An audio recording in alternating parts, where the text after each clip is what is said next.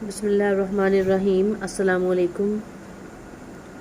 آج ہمارے اکابر جب اجتماعات اور جلسے کرتے ہیں تو ان کا نام ہوتا ہے سیرت النبی صلی اللہ علیہ وسلم۔ اس کے مقابلے میں نقل شروع کر دی، کہا ہم تو رکھیں گے میلاد النبی صلی اللہ علیہ وسلم۔ ادھر تذکرہ میلاد کا ہے، ادھر عقیدہ یہ ہے کہ مصطفیٰ صلی اللہ علیہ وسلم انسان ہی نہیں ہے، استغفر اللہ۔ ایک طرف سیرت رسول ہے اور دوسری طرف ولادت کا تذکرہ ہے۔ میں تھوڑا سا اس میں فرق اور امتیاز بتا دوں۔ ولادت و پیدائش بچے کا اپنی ماں کے پیٹ سے باہر آنے کو کہتے ہیں، اور آمنہ کے لال نبی کریم صلی اللہ علیہ وسلم کی ولادت ایک ایسی چیز ہے جس کا آج تک اللہ کی زمین پر کوئی منکر نہیں۔ یہودی پیغمبر صلی اللہ علیہ وسلم کی ولادت کا قائل، مجوسی پیغمبر صلی اللہ علیہ وسلم کی ولادت کا قائل، عیسائی رسول صلی اللہ علیہ وسلم کی ولادت کا قائل، سکھ رسول اللہ صلی اللہ علیہ وسلم کی ولادت کا قائل، ہندو رسول اللہ صلی اللہ علیہ وسلم کی ولادت کا قائل، نصرانی رسول اللہ صلی اللہ علیہ وسلم کی ولادت کا قائل، ابو جہل رسول اللہ صلی اللہ علیہ وسلم کی رسالت کا ولادت کا قائل، ابو لہب رسول اللہ صلی اللہ علیہ وسلم کی ولادت کا قائل، اخنس بن شریک رسول اللہ صلی اللہ علیہ وسلم کی ولادت کا قائل، عتبہ رسول اللہ صلی اللہ علیہ وسلم کی ولادت کا قائل، عتیبہ رسول اللہ صلی اللہ علیہ وسلم کی ولادت کا قائل، مسلمان بھی ولادت کا قائل۔ کوئی انسان ایسا نہیں جو پیغمبر کے پیدا ہونے، اماں کے پیٹ سے باہر آنے اور نبی صلی اللہ علیہ وسلم کی ولادت کا منکر ہو۔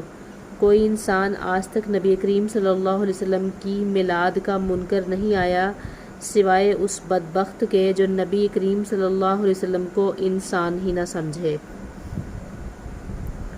جس کا عقیدہ یہ ہے کہ آقا کے والد کا نام عبداللہ ہے، ان کی والدہ کا نام آمنہ ہے، دادا کا نام عبد المطلب ہے، قبیلہ بنو قریش ہے، خاندان بنو ہاشم ہے۔ حضرت آمنہ کے بستر اطہر پر آقا صلی اللہ علیہ وسلم تشریف لائے ہیں۔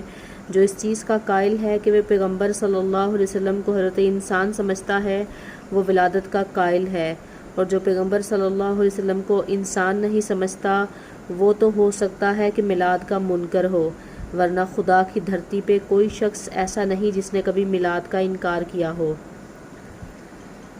ذرا غور کریں، جس کا کوئی منکر ہی نہ ہو اس پر بحث کی ضرورت نہیں ہونی چاہیے۔ سمجھانے کے لیے ایک چھوٹی سی مثال دیتی ہوں کہ سامنے مسجد ہے، سب جانتے ہیں کہ یہ مسجد ہے، میں اس پر دلائل بیان کروں کہ یہ مسجد ہے، میں کہوں یہاں جماعت ہوتی ہے، یہاں جمعے کا خطبہ ہوتا ہے، آپ کہیں گے اس پر دلیل پیش کرنے کی کیا ضرورت ہے، ہم سب تو جانتے ہیں کہ یہ مسجد ہے۔ اور اگر یہاں پر کوئی اور آدمی آ کر کہے کہ یہ مسجد نہیں مندر ہے، اب بحث ہو جائے گی۔ ایک منکر ہے، ایک ماننے والا ہے، اب میں دلائل پیش کروں گی، میں ثابت کروں گی کہ یہاں 5 وقت نماز جماعت کے ساتھ ہوتی ہے، اس لیے یہ اللہ کا گھر ہے، میں ثابت کروں گی کہ اس کے مینار ہیں اس لیے یہ مسجد ہے، میں ثابت کروں گی کہ اس میں محراب ہے اس لیے یہ مسجد ہے، میں ثابت کروں گی کہ اس کا رخ کعبۃ اللہ کی طرف ہے اس لیے یہ مسجد ہے۔ جس کا کوئی انکاری نہ ہو، کوئی منکر نہ ہو، اس پر بحث کی ضرورت ہی نہیں ہوتی، اس پر دلائل کی ضرورت ہی نہیں ہوتی، اس پر تکرار کی ضرورت نہیں ہوتی، اور جس کے منکر موجود ہوں وہاں دلائل کی ضرورت پڑتی ہے۔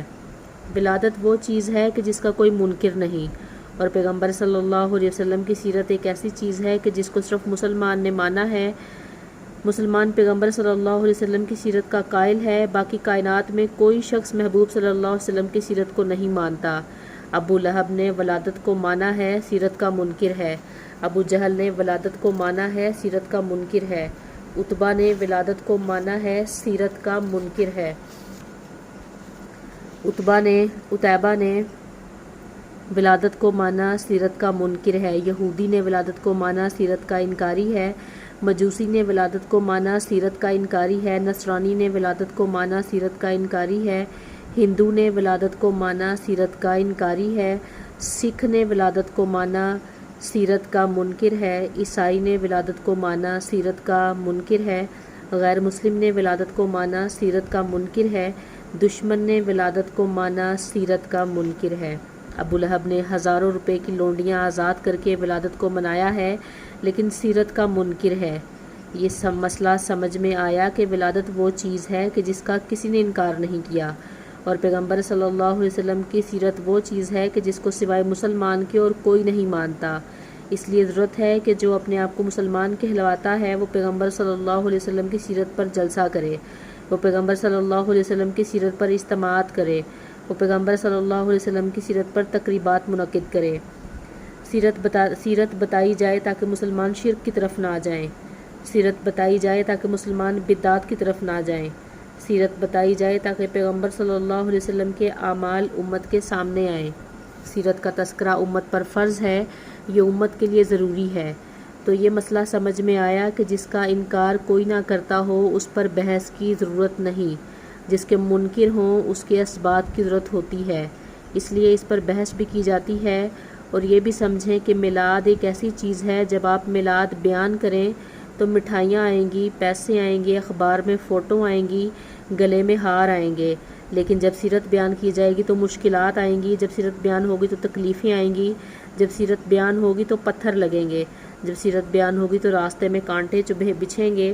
تاریخ یہ بتاتی ہے پیغمبر نے جب اپنی سیرت کا اعلان کیا تو نبوت کے راستے میں کانٹے بچھائے گئے، پیغمبر نے جب اپنی سیرت کا اعلان کیا تو پیغمبر پر پتھر برسے ہیں، پیغمبر نے جب اپنی سیرت کا اعلان کیا تو دندان مبارک شہید ہوئے ہیں، جب سیرت کا اعلان کیا تو حضرت سیدنا ابو فقیہ کی پسلیاں ٹوٹی ہیں، جب سیرت کا اعلان کیا تو زنیرہ کی آنکھیں نکالی گئی، جب سیرت کا اعلان کیا تو لبینہ رضی اللہ عنہ کی چمڑی ادھیڑ دی گئی، جب سیرت کا تذکر آیا تو بلال رضی اللہ عنہ کے سینے پر پتھر رکھے گئے، جب سیرت کا تذکر آیا تو پیغمبر صلی اللہ علیہ وسلم کے جسم اطہر پر اوجریاں ڈالی گئیں، جب سیرت کا وقت آیا تو حضرت عثمان رضی اللہ عنہ بن عفان کا پانی بند ہوا۔ سیرت کو اپنانے کی پاداش میں تو حیدر کرار رضی اللہ عنہ نے جام شہادت نوش فرمایا۔ سیرت اپنانے کی پاداش میں امام اعظم نعمان ابن ثابت ابو حنیفہ کا جنازہ جیل کے کال کوٹھڑیوں سے نکلا ہے۔ سیرت اپنانے کی پاداش میں امام مالک کے بازو ٹوٹے ہیں، سیرت اپنانے کی پاداش میں امام احمد بن حنبل کی جان پر کوڑے برسے ہیں، سیرت اپنانے کی پاداش میں مجدد الف ثانی مصائب و مشکلات برداشت کرتے آئے ہیں، سیرت اپنانے کی پاداش میں امام بخاری ملک بدر کر دیے گئے۔ تاریخ اپنے آپ کو دہراتی ہے۔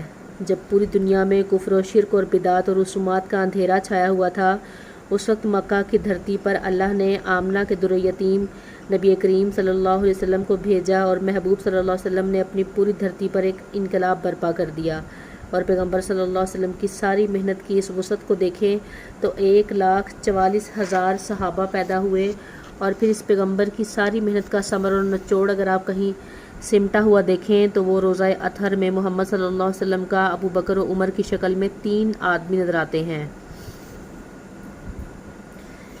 میلاد منانے کی چیز ہے اور سیرت اپنانے کی چیز ہے۔ میلاد منا سکتے ہو، اپنا نہیں سکتے۔ میلاد منانے کا کیا مطلب ہے؟ آپ کسی مولوی کو بلا لیں، اس کو سٹیج پر بٹھا دیں، آگے 10 دیوانے بٹھا دیں، وہ ذکر میلاد کرنا شروع کر دیں، 2 گھنٹے تقریر کریں، یہ میلاد منائی تو جائے گی لیکن اپنائی نہیں جائے گی۔ میلاد اپنانے کا معنی کیا ہے کہ نبی کریم صلی اللہ علیہ وسلم کی ولادت 9 یا 12 ربیع الاول کو پیر کے دن فجر کے وقت مکہ المکرمہ میں ہوئی۔ اگر کوئی شخص یہ کہے میرا بچہ پیر کے دن پیدا ہوا ہو، ربیع الاول کا مہینہ ہو، میرے ہاں جو بچہ ہو اس کی ولادت کے وقت کعبۃ اللہ کے بت آپس میں ٹکرائیں، جب میرا بچہ پیدا ہو اس وقت شام کے محلات نظر آئیں، جب میرا بچہ پیدا ہو اس وقت ایک تاریخی انقلاب برپا ہو، ایسا ہو سکتا ہے؟ نہیں۔ کیوں؟ اس لیے کہ میلاد منائی تو جا سکتی ہے، اپنائی نہیں جا سکتی۔ سیرت اپنانے کی چیز ہے، منانے کی نہیں۔ کردار اپنانے کی چیز ہے۔ آپ پوچھیں کہ پیغمبر صلی اللہ علیہ وسلم کی سیرت پانی پینے کے متعلق کیا ہے؟ آپ کو ادارے کا معلم محدث بتائے گا کہ دائیں ہاتھ میں گلاس کو پکڑنا، بیٹھ کر پانی پینا، 3 سانس میں پانی پینا، شروع میں بسم اللہ پڑھنا، پانی کو دیکھنا اس میں جراثیم ہے یا نہیں، یا کوئی ایسی چیز تو نہیں جو پیٹ میں جا کر بیماری کا سبب بنے، آخر میں اللہ کا شکریہ ادا کرنا، یہ پیغمبر کی پانی پینے کے متعلق سیرت ہے۔ تو سیرت اپنائی جاتی ہے یا منائی جاتی ہے؟ بالکل سیرت کو اپنایا جاتا ہے۔ دیکھیں، مشکل اپنانا ہے، منانا نہیں۔ اپنانا مشکل ہے، منانا آسان ہے۔ یہ سیرت اپنانا ہے کہ ہاتھوں میں ہتھ کڑیاں پہنو۔ یہ سیرت اپنانا ہے کہ 21 سال تک عبید اللہ سندھی رحمۃ اللہ نے جلاوطنی کا دور گزارا ہے۔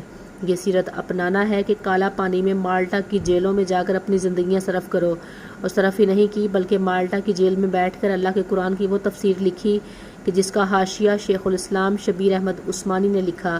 اللہ نے جس کا یہ اعزاز عطا کیا کہ سعودی عرب نے اسے شائع کر کے پوری دنیا میں تقسیم کیا۔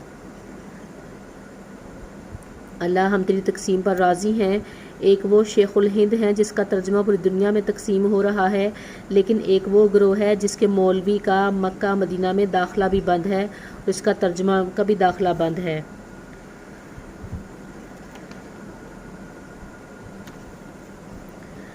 اللہ تعالیٰ ہمیں نبی کریم صلی اللہ علیہ وسلم کی سیرت کو اپنانے کی توفیق عطا فرمائے، ان کے اوپر اپنی ڈھیروں رحمتیں اور برکتیں نازل فرمائے، ہمیں ان کے نقش قدم پر چلنے کی توفیق عطا فرمائے۔ آمین ثم آمین۔ دعا میں یاد رکھیے گا۔ اللہ حافظ۔